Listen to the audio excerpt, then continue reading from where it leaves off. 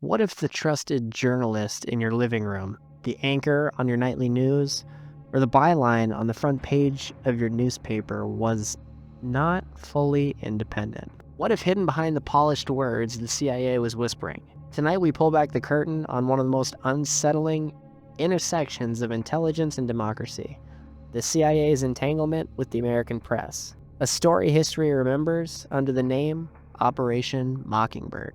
Welcome back to The Broken Truth. I'm your host, Garrett, and tonight we're not talking about spies sneaking across borders or Cold War gadgets hidden in pens. We're talking about the journalists, the people meant to hold power accountable. For decades, rumors have swirled that the CIA didn't just report the news, but made the news. Some of it's documented fact, some of it's entangled myth, and all of it forces us to ask, who really shapes the narrative we consume every day? To understand Mockingbird, we need to go back to the dawn of the Cold War. The Second World War ended with the United States and Soviet Union locked in a new kind of conflict, not over territory alone, but over ideas. The CIA was created in 1947, right as this ideological struggle began. Inside its shadowy offices, a man named Frank Wisner was tasked with something unusual, not gathering intelligence, but shaping opinion.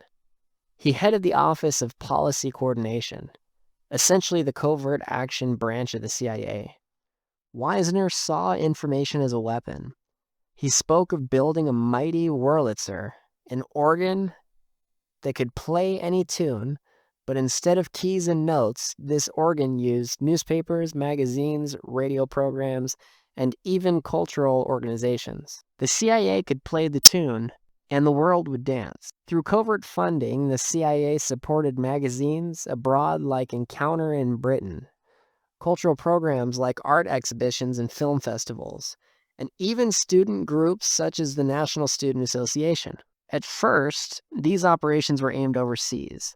The agency wanted to counter communist propaganda in Europe and Asia. But as so often happens in intelligence work, the line between foreign and domestic blurred. Some of those relationships bled back into the American press itself. In 1963, an internal CIA document, a notebook later declassified, revealed a chilling tablet, Project Mockingbird. Inside were records of wiretaps on two Washington colonists, Robert Allen and Paul Scott. Why? Because they had sources inside government who were leaking stories that embarrassed the agency.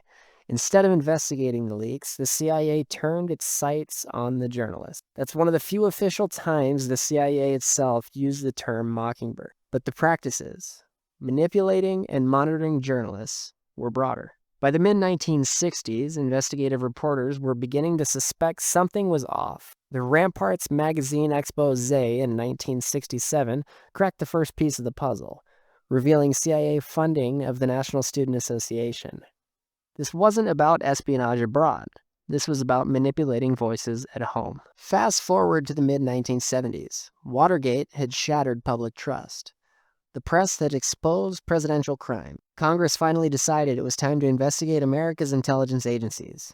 The result was the Church Committee, named after Senator Frank Church. Over a year of hearings, the committee uncovered assassination plots, surveillance programs, and yes, CIA ties to the media. In public testimony and in classified files, it became clear. The agency had cultivated relationships with dozens of journalists. Some were paid. Some traded information for access. Others believed they were patriots, helping fight communism by passing along stories or accepting assignments abroad under CIA direction.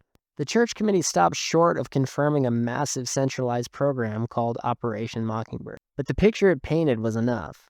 America's free press had been infiltrated, at least in part, by the very intelligence agencies it was supposed to watch. Then came the bombshell. In October 1977, Rolling Stone published Carl Bernstein's 25,000-word investigation titled The CIA and the Media.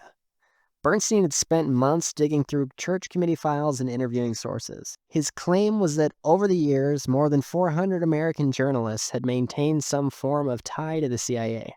These weren't fringe figures. He named these names from the New York Times, Time, CBS News, and beyond. He wrote of stringers abroad who doubled as CIA assets, of editors who quietly ran agency-supplied stories, of columnists who offered tips in exchange for information. The article shocked readers. To many, it confirmed their darkest fears. The watchdogs of democracy weren't always barking at the government. Sometimes they were working with it. Not everyone agreed on the scale. Some argued Bernstein overstated the numbers or blurred the line between casual contacts and actual collaboration.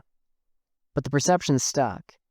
Operation Mockingbird had feathered its nest across American media. This is where the myth and reality of Mockingbird meet. What we know for sure is the CIA admitted to the relationships with dozens of journalists, confirmed by the Church Committee. CIA documents show Project Mockingbird wiretaps against at least 2 columnists. Covert funding of groups like the National Student Association and foreign publications is undeniable. What remains debated: was there ever a single centrally coordinated program called Operation Mockingbird that continuously ran for decades?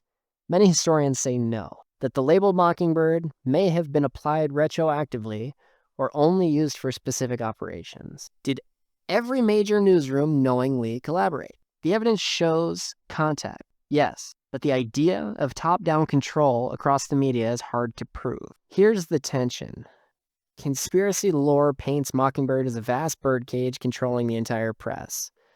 The declassified record paints something less centralized, but still deeply troubling, because even a handful of journalists on the CIA payroll undermines the idea of a truly free press. Mockingbird's legacy didn't end in the 1970s. Today, the battlefield of ideas has moved online. Governments run troll farms, bots amplify stories, algorithms shape what we see. In some ways, it's Mockingbird with new feathers. The difference is back then, the manipulation was hidden. Today, it's so loud that we sometimes can't tell the real from the fake. The reforms after the Church Committee did impose limits. The CIA was banned from directly operating domestically. Oversight was created, but the temptation for intelligence agencies to influence public opinion never really disappears. So ask yourself, when you see a sudden flood of stories on a single narrative, when the news anchors repeat the same phrasing word for word, is it coincidence or coordination? The history of Mockingbird reminds us that skepticism is healthy. This has been The Broken Truth. Tonight we traced Operation Mockingbird, from Frank Wisner's mighty Wurlitzer to the CIA wiretapping journalists to Carl Bernstein's expose that shook American media. The facts are chilling, the allegations even more so, and the blurred lines between truth and manipulation are exactly why this story matters. I'll link the Church Committee reports, the declassified Project Mockingbird files, and Bernstein's original article in the show notes. Read them yourself, don't take my word for it. And if you want to keep exploring with us, head over to our website. Sign up for our email list and join the conversation on our social media by sending us a direct message. We want to hear what you think, because at the end of the day, the truth may be broken, but it's still out there.